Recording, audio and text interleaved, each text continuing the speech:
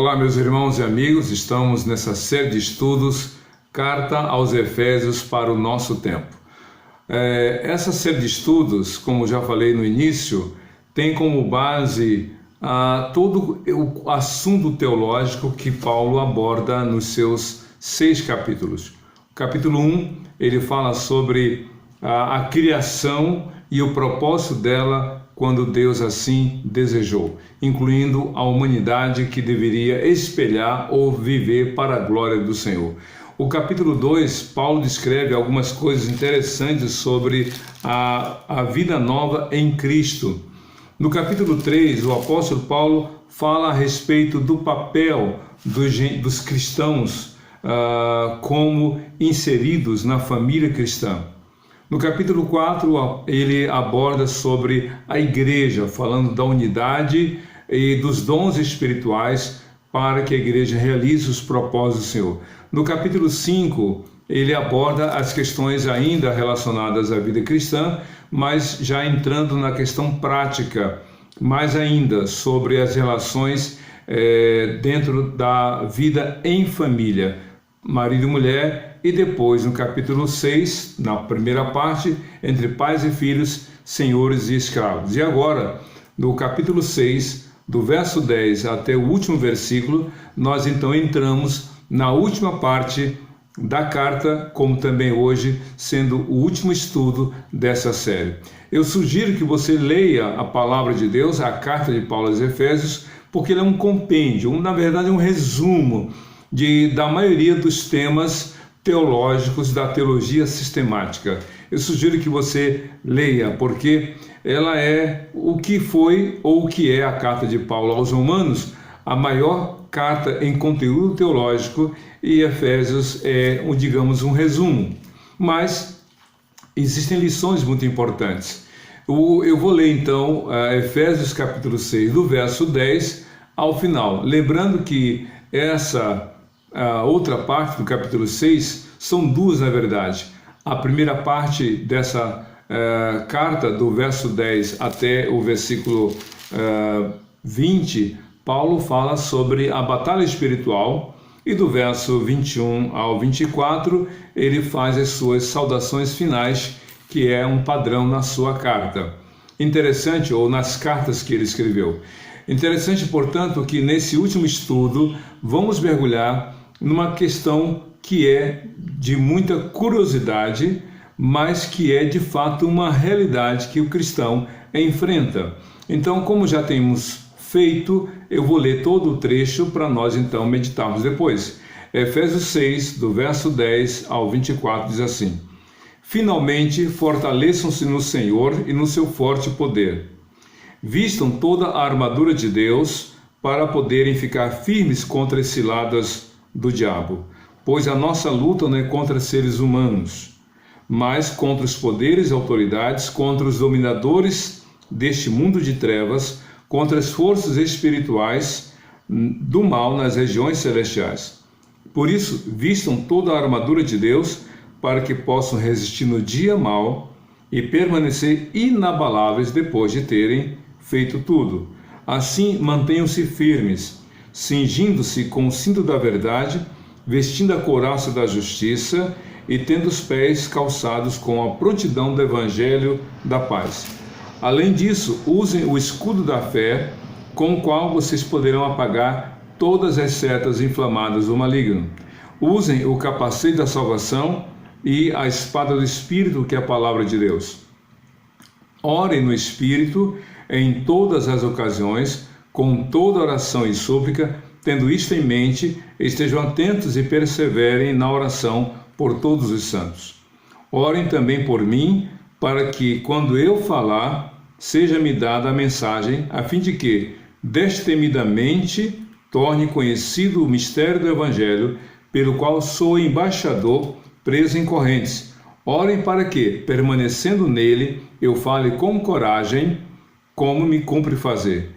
Tíquico, o irmão amado e fiel, servo do Senhor, lhes informará tudo, para que vocês também saibam qual é a minha situação e como estou fazendo e o que estou fazendo. Enviei-o a vocês por essa mesma razão, para que saibam como estamos e para que ele os encoraje. Paz seja com os irmãos e amor com fé da parte de Deus, Pai, e do Senhor Jesus Cristo. A graça seja com todos os que amam a nosso Senhor Jesus Cristo com amor incorruptível. Essa parte final da carta, ou do capítulo 6, porque Efésios, a gente já falou sobre Efésios 6, de 1 a 9, quando ele fala pais e filhos, e escravos e senhores. Agora, do verso 10 ao final, Paulo então está no momento de conclusão da sua carta. E então ele fala sobre Deus, esse tema muito importante, que são as batalhas espirituais. O que temos a aprender? O verso 10 de Efésios 6 diz assim: finalmente, fortaleçam-se no Senhor e no seu forte poder. Ou seja, com base em tudo que já foi dito, com base em tudo que já foi comentado, falado, instruído, então Paulo diz, olha, agora fortaleçam o Senhor no seu forte poder. Como a gente já comentou anteriormente, a carta de Paulo aos Efésios tem um tema que é pertinente em todas as suas partes. Cristo é o centro. Cristo é o centro de tudo.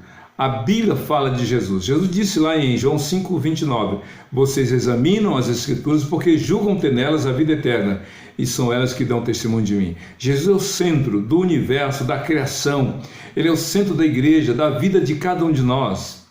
Mas aí Paulo diz, olha, fortaleçam-se no Senhor no seu forte poder. E é interessante a gente estudar a gramática da língua grega, porque ela traz alguns entendimentos a mais.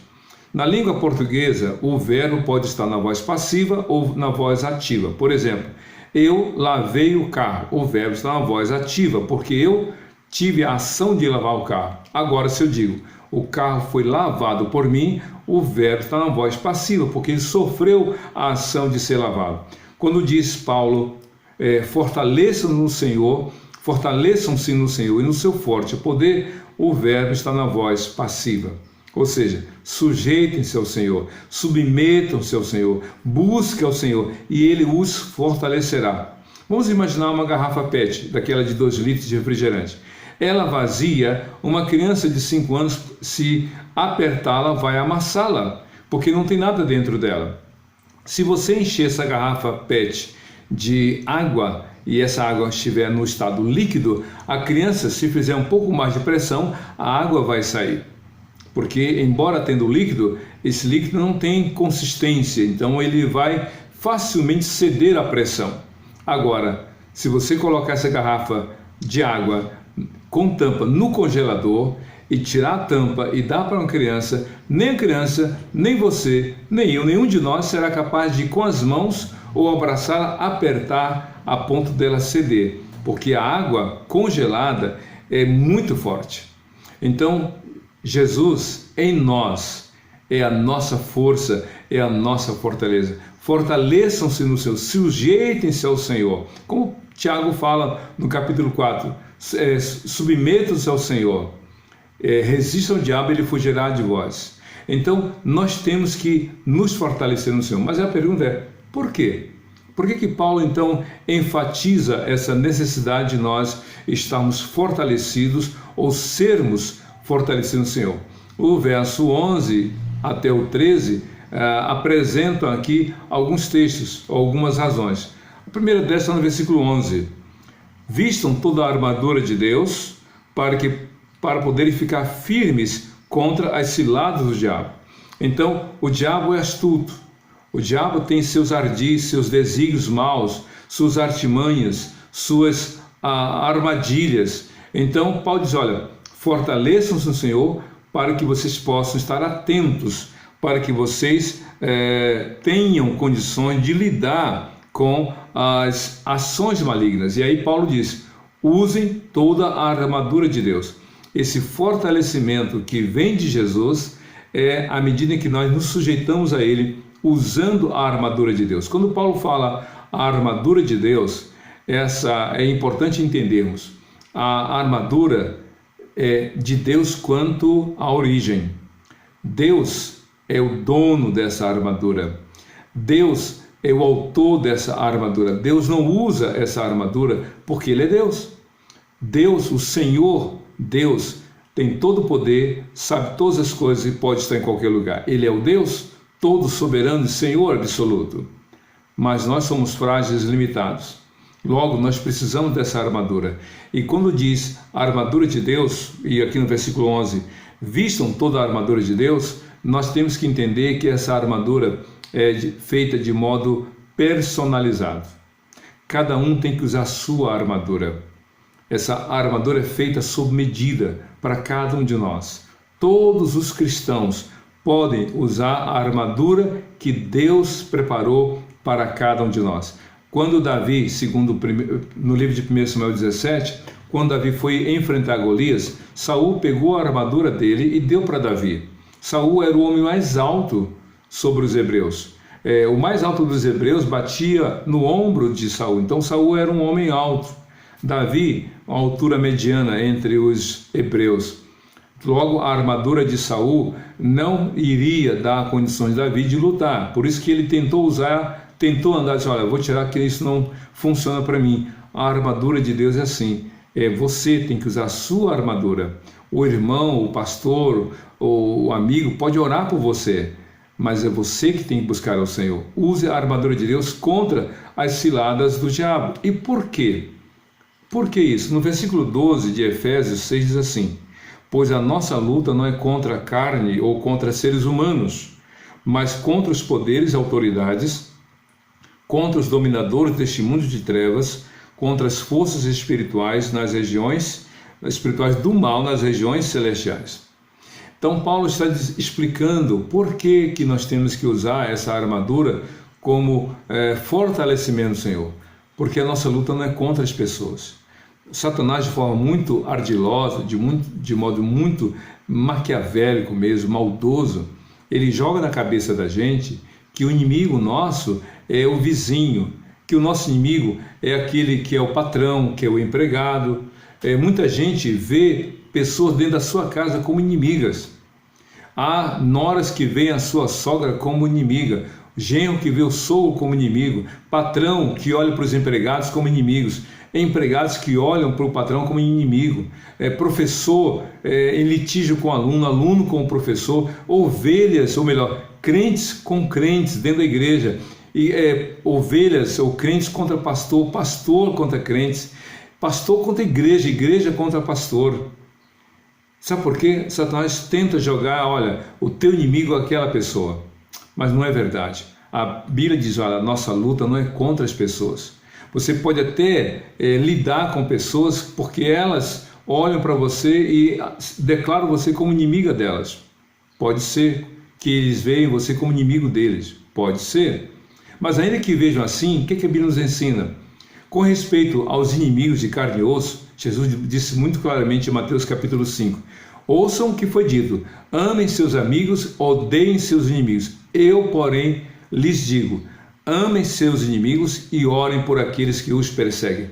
E o apóstolo Paulo, em Romanos 12, disse, amem sem fingimento, não amaldiçoem, mas abençoem seus inimigos. Então, com respeito aos nossos inimigos de carne e osso, nós temos que amar, perdoar, andar a segunda milha, oferecer a segunda face. Agora, quanto ao inimigo espiritual, Satanás e os seus seguidores, os seus demônios, não há diálogo, não há trégua, não há armistício, eles lá e você cá. Jesus disse, eis que o príncipe deste mundo vem e eu não tenho nada com ele, ele não tem nada comigo. Jesus foi muito claro. Então, com respeito a Satanás, não tem diálogo, não tem amizade nem trégua. É clamar pelo sangue de Jesus, porque Jesus é o que nos deu a vitória contra o nosso inimigo. Portanto, não é contra carne e sangue, mas contra as obras espirituais. E é interessante que no versículo 12 de Efésios 6, Paulo fala de uma hierarquia. Eu vou ler aqui na parte B. Mas a nossa luta é contra os poderes e autoridades, contra os dominadores deste mundo de trevas, contra as forças espirituais nas regiões, forças espirituais do mal nas regiões celestiais. Se você olhar bem essas palavras, Paulo usa uma linguagem militar. Ele fala aqui sobre poderes e autoridades, sobre dominadores e fala sobre as forças espirituais do mal. Ele usa uma linguagem militar. Paulo conhecia muito bem o mundo militar. Ele era romano de nascimento, cidadão judeu por genealogia. Ele era filho de judeu, mas nasceu em Tarso, então ele tinha dupla cidadania. E ele era fazedor de tendas, e essa profissão era rentável, porque o Império Romano contratava pessoas para fazer tendas para os acampamentos militares e para as incursões nas guerras. Pois bem, Paulo sabia, e ele estava preso quando escreveu essa carta. Havia dentro da cela 2 soldados romanos presos com ele, e fora da cela 2 outros soldados romanos. Então Paulo conhecia, sabia que aqueles 4 soldados tinham um líder imediato sobre eles, e aquele líder tinha outro sobre ele, e aquele outro líder tinha outro. Então ele sabia da hierarquia. No mundo espiritual, Deus criou todas as coisas. Criou os querubins, os serafins, arcanjo e anjos. E a gente só conhece 2 nomes, o arcanjo Miguel e o anjo Gabriel. Pois bem, esses estão a serviço do Senhor, mas o diabo e os seus demônios também têm uma hierarquia, e nessa hierarquia Satanás é o líder. Por isso que em Mateus capítulo 12, Cristo fala do diabo chamando de Beelzebul, porque essa era a linguagem usada pelos judeus para se referir ao diabo como o maioral dos demônios, o príncipe dos demônios. Então esses demônios têm uma hierarquia, eles trabalham nessa hierarquia, cada um com o seu papel, mas todos com o mesmo propósito: matar, roubar e destruir. Então pode dizer, olha, a nossa luta é contra essas obras espirituais da maldade. Então, meu querido, não veja as pessoas outras como inimigas suas. Elas podem até ver em você uma inimizade, mas ore a Deus por elas e ame-as em Cristo Jesus. No passado você talvez tenha sido um opositor do Evangelho, um opositor da Palavra de Deus, não gostava de igreja, e hoje você é um servo, uma serva do Senhor. Por quê? Porque alguém amou você e pregou sobre Jesus para você. Então ore por essas pessoas, porque a nossa luta é no mundo espiritual. E no versículo 13 de Efésios, capítulo 6, Paulo fala: por isso, vistam toda a armadura de Deus, para que possam resistir no dia mau e permanecer inabaláveis depois de terem feito tudo. Paulo então fala novamente sobre a armadura de Deus. Ela é pessoal, individual e intransferível. E essa armadura tem que ser usada. Ele fala, usá-la no dia mau. E uma coisa que eu quero dizer para você que é verdade: todos os dias são dias difíceis. Todos os dias. Jesus disse, no mundo tereis aflições. Então não dá para você tirar a armadura e descansar. Eu vou para a praia, vou tirar a armadura de crente. Eu vou para o clube, vou tirar a armadura de crente. Eu vou para a faculdade, vou tirar a armadura de crente. Só vou usar a armadura de Deus na igreja. Não tem sentido. Imagine um soldado que vai para o quartel. Ele não usa a armadura dentro do quartel. Ele usa a armadura quando vai para o fronte. E nós estamos constantemente no fronte. Constantemente. Então Paulo diz, olha, use a armadura no dia mau. E todos os dias são dias difíceis, mas tem dias que parece que os problemas combinam entre si, agem por atacado, resolvem chegar todos juntos.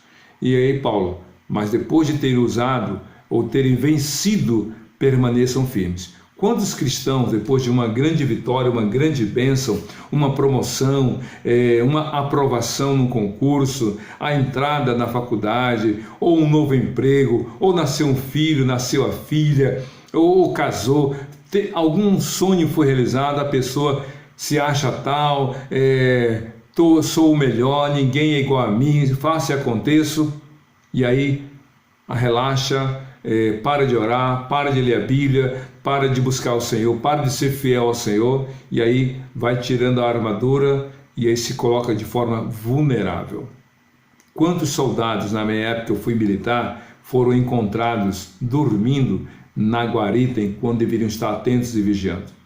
Então, meu querido, use a armadura, mas quando vencer, permaneça firme. A Bíblia fala em Josué capítulo 6 que, liderados pelos hebreus,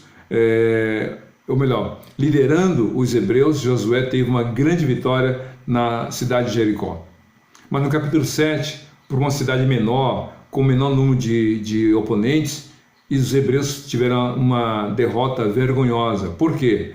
Tiveram uma grande vitória contra Jericó, mas a presunção, a altivez, a falta de obediência, temor e humildade no Senhor levaram esses hebreus a uma vitória acapachante. Sabe por quê? Porque não confiaram no Senhor, confiaram em si mesmo. Jesus, diz a Bíblia, em Mateus capítulo 3, após ser batizado por João Batista, ouviu do Pai: "Este é meu filho amado em quem me comprazo." Mas logo em seguida veio a tentação. Então confie no Senhor, permaneça firme. Uma grande vitória é uma preparação para novos desafios. Então confie no Senhor. E aí então no versículo 14 em diante, o apóstolo Paulo fala sobre a armadura. Ele vai detalhando, lembra? Ele estava preso quando escreveu essa carta. E em outra carta ele fala que pregou a toda a guarda pretoriana. Segundo alguns, a guarda pretoriana, que era o corpo de elite do Império Romano, era uma guarda poderosíssima em preparação, em habilidade, em capacidade de soldados e também em número. E Paulo pregou a toda a guarda pretoriana, que se revezavam os soldados de tempos em tempos. 2 soldados dentro da cela com ele e 2 soldados fora, a cada período. Então, a cada período, 4 soldados. E estando presos, cumprindo a missão, não podiam se ausentar. Logo, Paulo pregou para eles. E então, usando como modelo a roupa, a armadura do soldado romano, o apóstolo Paulo transfere os conceitos para a armadura de Deus que o crente deve usar. E como é essa armadura? Ele diz aqui no verso 14: "Portanto, cinge-se com o cinto da verdade." O cinto naquela época era diferente da época de hoje. O cinto hoje é estiloso, com desenhos bonitos, fivela, furos e tudo mais. Naquela época o cinto, melhor dizendo, não era assim tão elaborado. Era uma faixa de couro que era trançada, amarrada na parte da frente do corpo do soldado. E por que usava o cinto? Porque o soldado não usava calça comprida como hoje. O soldado usava uma veste que, dependendo do modelo, podia chegar até aos calcanhares. Então, para poder ter um deslocamento mais rápido, para não se atrapalhar com as vestes, então eles levantavam um pouco a roupa, segundo alguns, e passavam o cinto para segurar, para andar com firmeza, para correr com agilidade, sem impedimento. Paulo está usando então a linguagem do cinto da verdade. O crente tem que ser a favor da verdade e não contra a verdade. O cristão, da sua boca tem que ser a verdade. O crente que usa da mentira para promover-se, para crescer, para obter vantagem, está dando asas e brechas para o maligno. Então use a verdade. Quem anda com a verdade não tropeça. Pode sofrer, pode ir para o prejuízo, mas anda de cabeça erguida. Jesus disse: "Pai, santifica-os na verdade. A tua palavra é a verdade." Então veja realmente que a verdade está na sua boca. Davi mentiu quando soube das consequências do seu adultério com Batseba, e foi mentindo e mentindo, e cada vez que ele mentia, algo pior acontecia, até que finalmente veio a morte de Urias, o esposo de Batseba. Davi se reconheceu, se arrependeu. Então Jesus disse em João 8, capítulo 8, verso 44, que Satanás é o pai da mentira, e ele foi homicida desde o princípio. Então quem anda com a mentira realmente não anda com a verdade. Um pastor muito brincalhão falou uma grande verdade: quem casa com a mentira tem como sogro o próprio diabo, porque o diabo é o pai da mentira. Então seja verdadeiro, busque a Deus, abandone a mentira, como Paulo fala em Efésios capítulo 4, que já comentamos. O segundo elemento que ele fala é a couraça da justiça. A couraça era uma espécie não é um escudo, mas era uma proteção, uma proteção que era usada, um colete, digamos assim. A couraça era um grande colete que cobria do pescoço até ao baixo ventre do soldado. Então a couraça cobria os órgãos vitais do soldado: o coração, o fígado, o baço, e a frente e atrás, os rins. Então a couraça protegia o soldado em seus órgãos vitais. E Paulo fala da couraça da justiça. Você é o que é não por causa de suas boas ações e seus atos de bondade.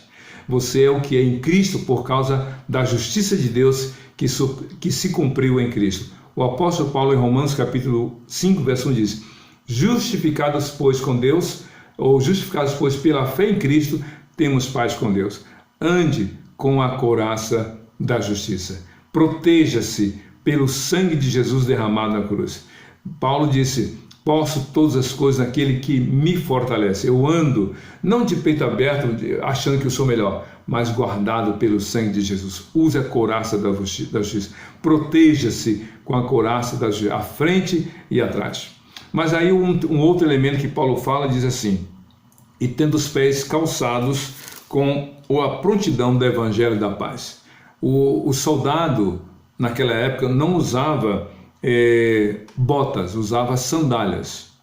E as sandálias eram os instrumentos que o soldado usava para avançar na sua mobilidade em terrenos difíceis, para se proteger os seus pés. Mas Paulo fala, sandálias da prontidão do evangelho da paz. O cristão, aquele que confia em Jesus, tem que ser da paz e a favor da paz. Ele tem que viver em paz com Deus, em paz consigo mesmo e em paz com o próximo. O apóstolo Paulo, em Romanos capítulo 12, diz lá: quando depender de vocês, tenham paz com todos. Cristo disse em João 14, 27, eu sou a paz, eu dou a vocês a minha paz, não a dou como o mundo a dá. Então, o cristão não tem que ser aquele belicoso que chega num lugar com um estandarte: eu vou fincar aqui, eu vou derrotar, eu vou acabar com essa turma, eu vou dominar, eu vou fazer acontecer. Não, o cristão é da paz. Onde ele chegar, ele tem que anunciar a paz. Onde ele chegar, ele tem que fazer diferença em favor da paz. Paz em casa, paz no trabalho, paz na faculdade, paz no colégio, paz nas redes sociais. Quanta gente está vivendo guerras e guerras, inimizades nas redes sociais, falando mal do outro, falando coisas indevidas. Nós temos que ser a favor da paz, o evangelho da paz. O profeta Isaías diz lá no capítulo 54 em diante, diz assim: quão formosos são os pés daqueles que anunciam a paz e que diz a Sião, o teu Deus reina. Então, onde você pôr os pés, fale da paz. Você, como cristão, é portador da paz que está em Cristo, mas tem que ser porta-voz da paz e promotor da paz. Jesus disse lá em Mateus capítulo 5, bem-aventurados os pacificadores, porque serão chamados filhos de Deus. Um outro elemento que a gente vê aqui nessa armadura, verso 16 de Efésios 6, é o escudo da fé. E ele diz: usem o escudo da fé com o qual vocês poderão apagar todas as setas inflamadas do maligno. É interessante que em outra tradução a palavra é dardos inflamados. Dardos ou setas são elementos de ataque à distância, com pontas flamejantes, com chamas nas pontas. Então esses dardos, essas setas eram lançadas à distância para que, caindo em choupanas ou em casas feitas de madeira e de palha, provocavam um grande incêndio. E há, sem dúvida alguma, ações malignas para incendiar relações, para inviabilizar casamentos, para destruir reputações, para a igreja ser abalada. Uma irmã que não sabia muito bem falar dizia: cuidado com os dados inflamados malignos. Em vez de falar dardos inflamados, ela falava dados inflamados. E de certa forma ela tem razão, porque hoje, pelas redes sociais, nós vivemos uma geração informatizada, tecnológica. Então os dados, as informações da tecnologia são passadas de um lado para o outro. Então, essas informações que são transmitidas são verdadeiros dados inflamados, difamação, intriga, um falando mal do outro, um brigando com o outro, porque eu sou A, porque eu sou de B, porque eu sou assim, você está errado. Dentro da igreja, os irmãos ficam nos grupos se degladiando, falando mal de um do outro, pastor contra ovelha, ovelha contra pastor, irmão contra irmã. Na escola, na faculdade, na empresa. Então pessoas que dizem: eu não quero mais saber de redes sociais porque só tem me aborrecido. Não, promova a paz. Os dardos são ataques à distância e é o escudo da fé. Jesus venceu as tentações do maligno, porque em Mateus capítulo 4, como em Lucas capítulo 4, a cada tentação Cristo dizia, porque está escrito, o escudo da fé, vença aos dardos inflamados do maligno, tornando-os ineficazes, inócuos com o escudo da fé. Proteja-se com a palavra de Deus, crendo nas promessas do Senhor. E então, o penúltimo elemento dessa armadura é o capacete da salvação. Quantos motociclistas, melhor dizendo, motoqueiros, sofrem acidentes, até não graves, mas morrem porque batem a cabeça numa quina de uma calçada, num paralelepípedo, ou porque batem a cabeça num objeto perfurante, cortante, e morrem porque não estão com o capacete. O capacete protege a cabeça, o cérebro. O cérebro é o centro não somente das decisões, mas ali estão todas as informações que são passadas para o corpo. Um cérebro que não tem conexão com o corpo, está fragilizado o corpo. Então, use o capacete da salvação. O mais importante de tudo é a salvação em Cristo, porque tudo decorre da salvação. Se você olhar bem, o cinto, a couraça, o escudo estão debaixo do capacete. Primeiro é o capacete, depois as outras coisas. É a salvação. Cristo disse para os seus discípulos: não se gloriem porque os demônios se sujeitam a vocês. Se alegrem porque o nome de vocês está escrito no livro da vida nos céus. E então Paulo fala do último elemento. Usem a espada do Espírito, que é a palavra de Deus. O único elemento, escutem, o único elemento de ataque que o cristão tem nessa armadura é a espada. E é interessante que enquanto que os dardos são lançados à distância, sem a proximidade com o inimigo, a espada é usada muito próximo. Use a palavra de Deus. A única arma que o crente tem é a espada do Espírito, que é a palavra de Deus. Jesus usou a palavra, está escrito. Use a palavra, combata as ações malignas com a palavra de Deus. Creia, agarre-se nesta palavra. Não use a palavra para ofender o outro. Use a palavra para que seja convencido o outro da verdade em Cristo Jesus. E então, o verso 18, Paulo fecha essa questão da armadura com oração. Ore no Espírito, ele diz, no verso 18 de Efésios 6, ore no Espírito em todas as ocasiões, com toda oração e súplica. Tendo isto em mente, estejam atentos e perseverem na oração por todos os santos. Paulo fala aqui, faz um clamor, quase uma súplica: orem, orem, orem, orem sempre, orem por vocês, orem uns pelos outros, orem para que haja realmente firmeza na fé. A oração, eu fico imaginando a armadura. Antes de colocar a armadura, naquela época medieval, o homem usava uma roupa de malha de metal. Sobre esta malha de metal, essa veste, é que era colocada a armadura. Pois bem, que essa armadura que você vai usar esteja sob a oração. Ore sempre. A oração não tem visibilidade, mas ela faz a diferença na hora em que vamos enfrentar as adversidades. Paulo, então, no verso 19, fala uma coisa muito interessante. Ele fala o seguinte: orem por mim. Ele estava preso, ele poderia estar se queixando, reclamando. Ele diz: não, orem por mim, para que eu, na prisão, eu pregue como eu devo pregar. Orem para que eu anuncie a palavra. Ele diz: orem por mim, para que eu seja intrépido, ousado na pregação.